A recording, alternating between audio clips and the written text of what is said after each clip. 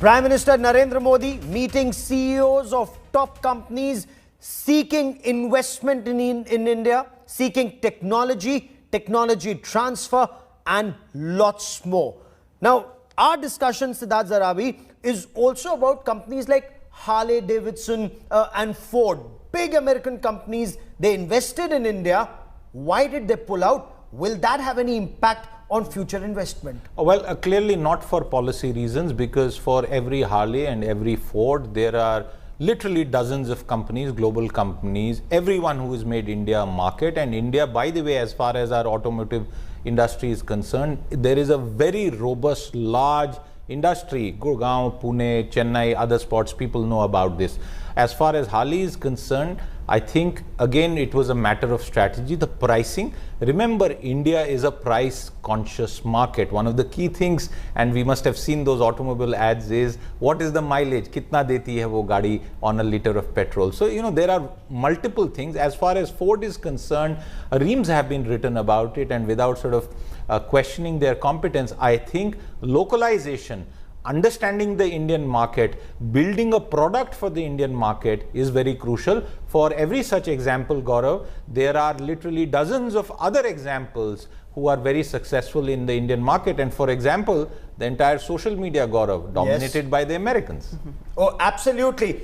Blackstone, this meeting with Stephen Schwarzman. Now, Abha Bakaya, this would be one of the key meetings when it comes to invest in India. Absolutely. I'm really looking forward to see what comes out of this, because take a look, Blackstone's invested about 22 billion in the country in the last 10 years. It gives you the kind of scale once again and the kind of might that the company has. We've also seen the recent announcement of the National Asset Monetization Plan. That's going to be critical as well for private equity players.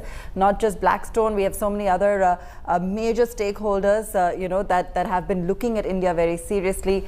Carlyle, Fairfax, so on and so forth, Brookfield, and it'll be interesting to see how how things really pan out in this meeting between Steve Schwarzman and Prime Minister Modi. Any indication of the kind of investments, the kind of assets they're looking to pick up might give us a sense of direction going forward, and how some of these major players are now looking at India post some of these recent reforms. Ambassador Sajjanhar, the meeting with Mark Widmar of First Solar.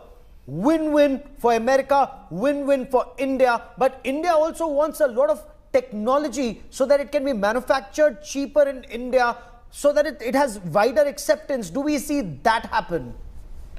I think that should be happening, because we have been asking, even as far as, the climate change and environmental negotiations are concerned, that we want appropriate technology at concessional prices, also financing, funding. So I think that should be coming. India has moved very far ahead in this area. By 2022, we propose to have about 100 gigawatts of solar, 75 gigawatts of other types of renewable, particularly wind energy, 60 gigawatts.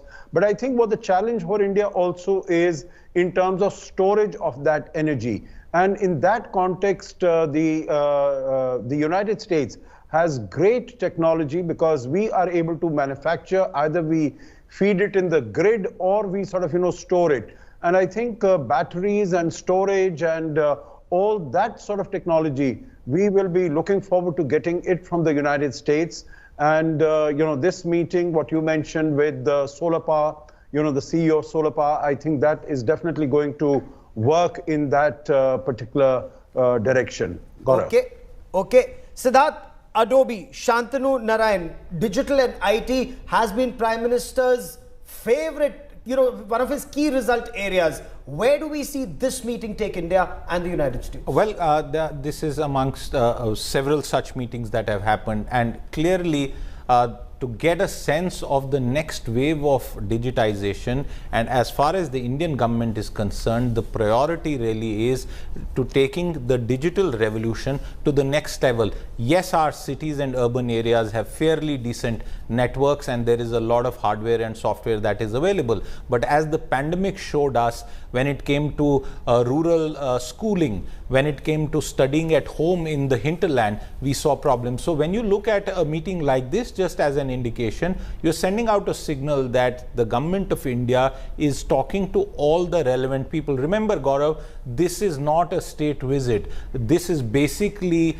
interactions being done on the side of a different visit where the focus is very different. So I would imagine that the Prime Minister is utilizing the recent waves of reforms and is in some way coming out his first trip really after the pandemic to go out and sell, invest in India, as you put it once again. Oh, absolutely. And that extremely, extremely important meeting with Vivek Lall of General Atomics. Remember, India is going big on drones. Indian Navy getting Predators, Indian Army and the Indian Air Force also looking at drones, not just to lease or to buy or use in India, but also an effort is being made, invest in India, make in India, and we export to other countries. How much of that will actually happen? We'll track this story very, very closely. But Ambassador Ashok Sajjanhar, Siddharth Zarabi and Abha Bakaya, many thanks for joining me here on this India Today special broadcast. A quick break. Rahul Kanwal comes up next, and we take this story and the India-US summit further with Rahul Kanwal. Stay with us.